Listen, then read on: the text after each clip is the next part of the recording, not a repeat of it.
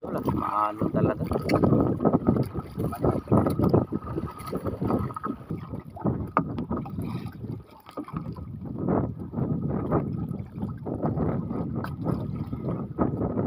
Maraming isda tayo ng ina na sa umpisa. Yan mga idol. Mga idol, ano yun? Oops.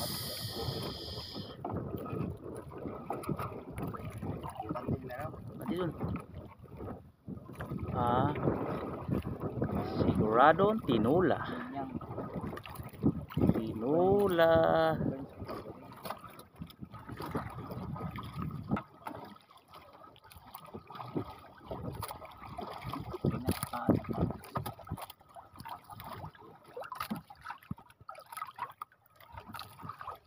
Yun.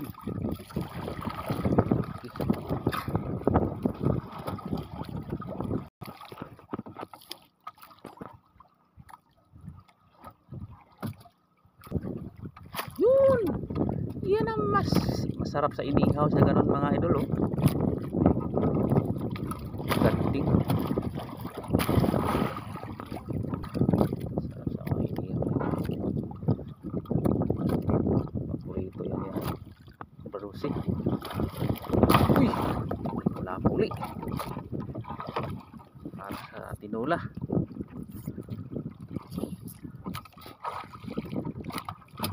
Gapon mga idol, naka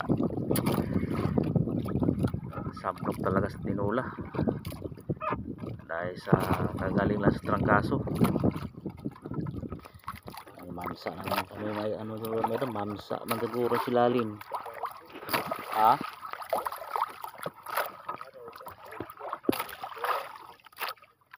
Maya anong klaseng isda kaya yan?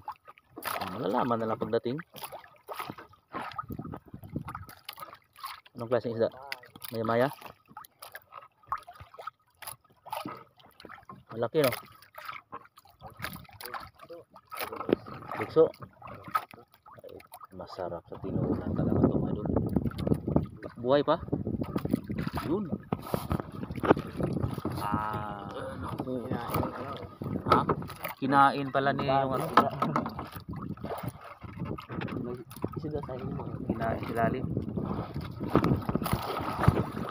Nahulog silpon ko. Buti na lang hindi siya nakano, no? Nako.